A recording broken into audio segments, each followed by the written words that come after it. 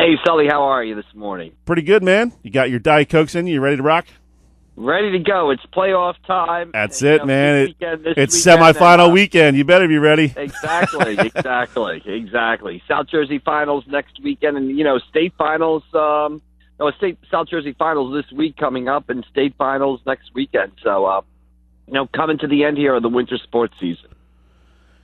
So give us a breakdown of some of the teams in your coverage area that we still have alive. Obviously, the girls Group 3 could see a rematch in the finals of Mainland and Ocean City. If that happens, it'll be the fourth time they play this year. They both got some tough games here in the semifinals, though.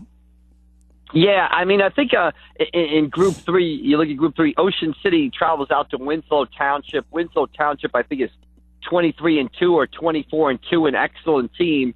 Ocean City's the number 3 seed. Winslow Township is the number 2 seed. But, Ocean City knows how to win this time of year. They showed it at the Cape Atlantic League Championships last weekend against Mainland Regional. They're down, 14, 15 points with 3 minutes to play. They come back to force overtime.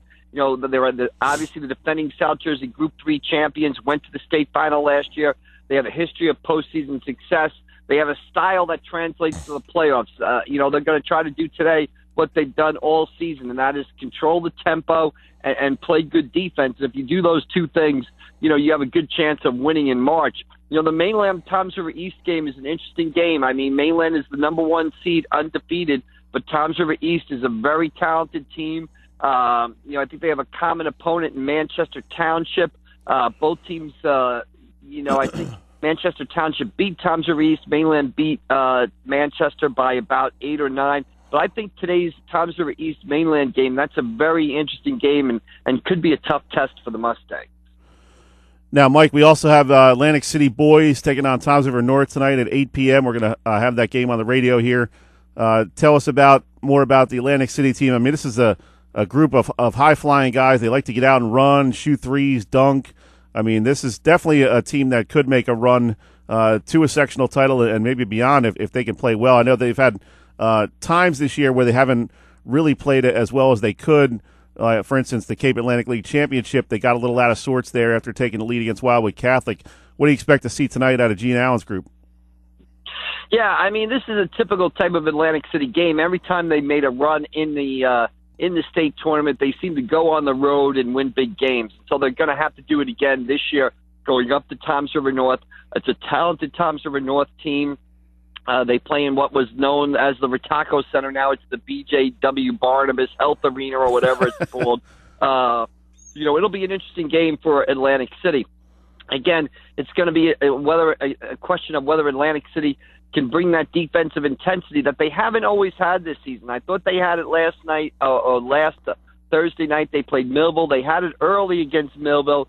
They stifled Millville early, jumped out to a 13-2 lead. Now, Millville, very good team, very gutsy team. Millville actually came back, took a 1-point lead at the start of the fourth quarter. And then there was one sequence that I kind of wrote about for the Press of Atlantic City and on pressofac.com that sort of changed the game and sort of typified Atlantic City's season.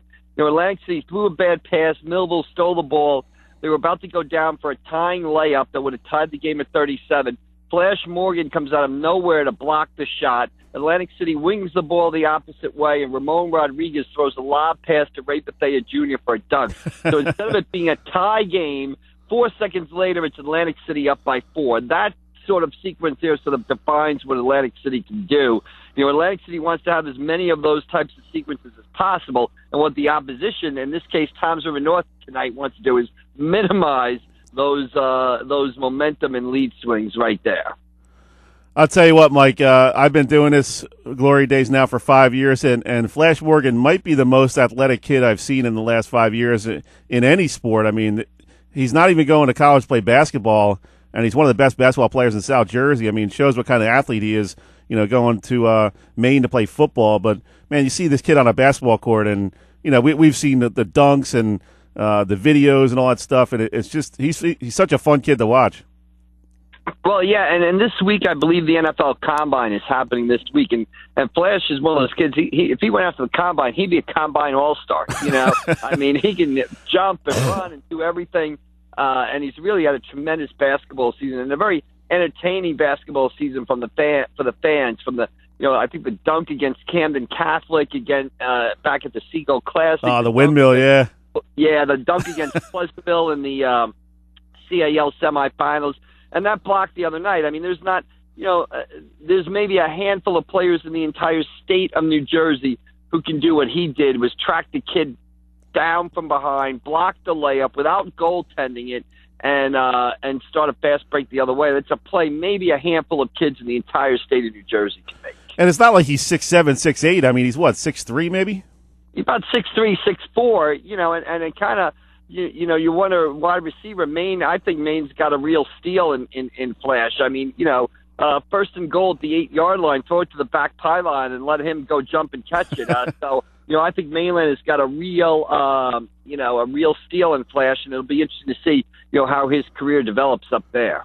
I was saying, I think after that Pleasantville game, I was saying, hey, the Maine basketball coach might want to reach out to this kid and say, hey, we'll take you at the football season. Come out in late December, we'll take you.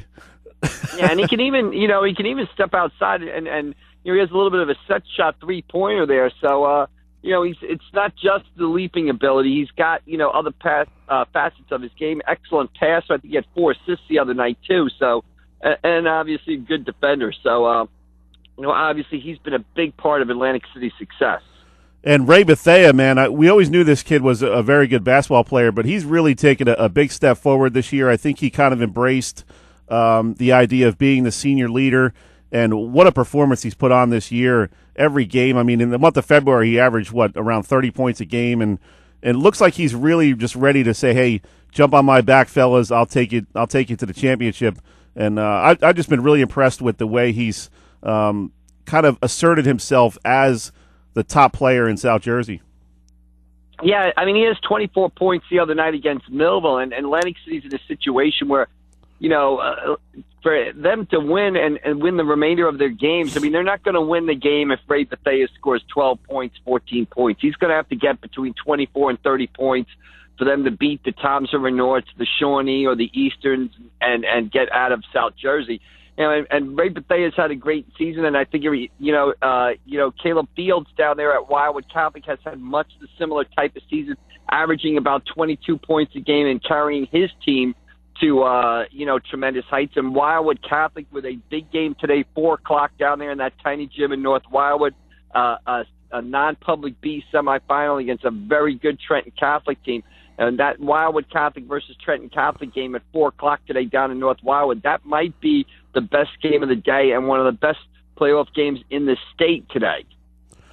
And, Mike, I'd be remiss if I didn't give a shout-out to my boy Ramon Rodriguez over there at Atlantic City. I think he's one of the most underrated players in South Jersey in what he does for that Atlantic City team. And not a lot of guys would be okay with scoring, 6 points a game, but being asked to get 12, 15 rebounds. And he seems to embrace that role as like, hey, I'm the guy inside that's going to bang elbows with the other team's centers and forwards. And you need a guy like that if you're going to make a deep run in the playoffs.